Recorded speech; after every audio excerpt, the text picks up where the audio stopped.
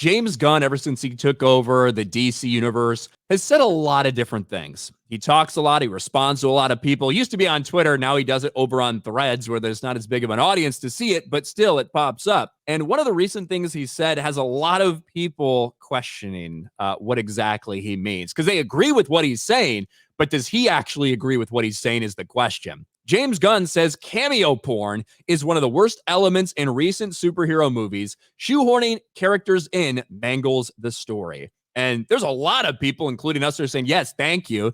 We have tons of problems with all the pointless cameos that end up needing to get pushed into everything. And a lot of people saying, wow, maybe DC can avoid a huge MCU complaint. The problem is James Gunn has said a lot of other things that may run completely contrary to what he just came out and stated. James Gunn's comment on The Flash comes back to haunt him after he trashes cameo porn in recent superhero movies. Oh, that's right. James Gunn is the guy who said Ezra Miller's The Flash is probably one of the greatest superhero movies ever made. James Gunn says The Flash is one of the best superhero movies he's ever seen. It's a little bit tough to then take you at your word when you talk about cameo porn, because you were lying about one of these two things. I hope you were lying about The Flash, but maybe you're lying about this too. It all comes from these comments that he had on Threads surrounding all the different fucking people that are going to be in Superman Legacy. And people saying, isn't it a little bit crowded? Are these just going to be cameos?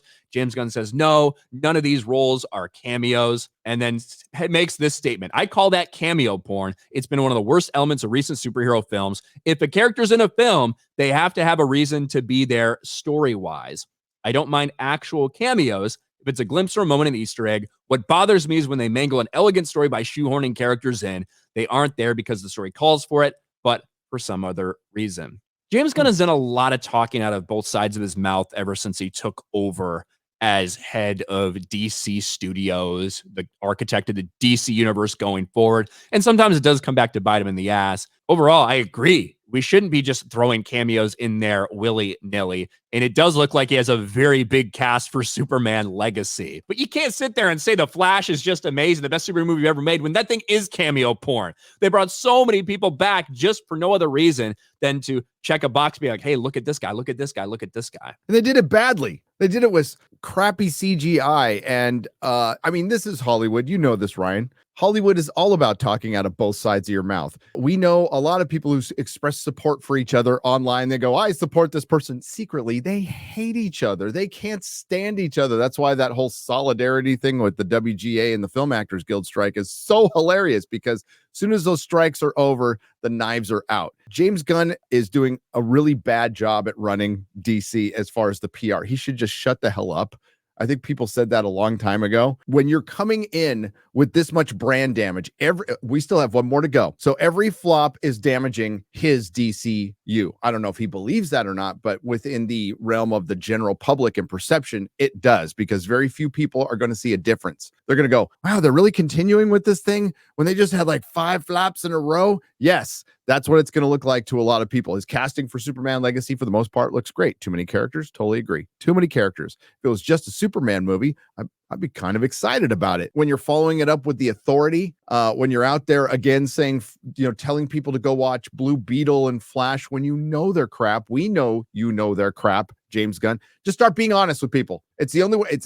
It's the only way forward. Hollywood, woke Hollywood, is going to have to learn to deal with this. We have, Rachel Zegler out there, and her contradicting statements, and you could tell she got talked to. And Hollywood knows they have a PR problem now. So look for a lot of this, and they're just going to have to start shutting up, because people like Ryan, people like yours truly, and others remember all this stuff. We do videos on it.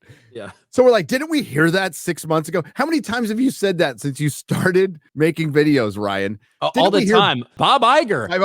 We want to slow down the noise in the culture war. Remember when I pulled up those 2 articles from the same, it was the same author, the same picture of Bob Iger. It was almost the same headline, but like 8 months apart, about Bob Iger wanting to calm things down in the culture war, wanting to quiet the noise in the culture war. And they were the same fucking article. Like he hadn't said it just 8 months ago, but nothing changed. No, he's just repeating scripted lines, and that's PR marketing. I don't expect James Gunn to come out taking over DC for a project that he wasn't involved in the beginning, but he did have some control over at the end of The Flash and what made it in, what didn't make it in, things like that, especially during some of those last minute reshoots.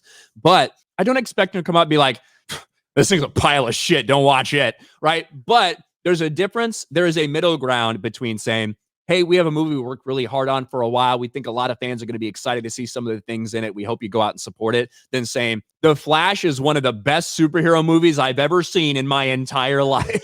You know, there's a middle ground where people will respect you.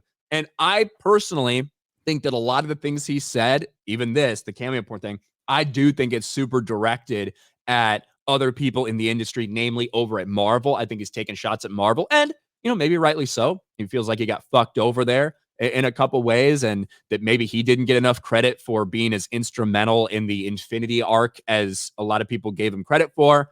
So maybe there's an axe to grind, but you continue to talk, people are going to continue to listen and hear what you say and match it up against what you said previously. Oh, I think there's definitely an axe to grind, and I think there's no way Kevin Feige's happy about this. Remember when he was asked on the Ant-Man set, he was asked about, well, your competitor is now working for DC, and his response is, he still works for us right now, and he's got a job to finish. That was his quote. It's like, whoa. It's not like, hey, I wish him all the luck in the world. He's still working on our Guardians film. Can't wait for you to see it. But I'm sure he'll do great things over at DC. Nope. Not even the nice, savvy Kevin Feige. I totally think he has an axe to grind. The only reason he came back to Guardians was the actors all threatened to quit if they didn't rehire him. And he did it for them, not for Disney. Yeah, they stood their ground.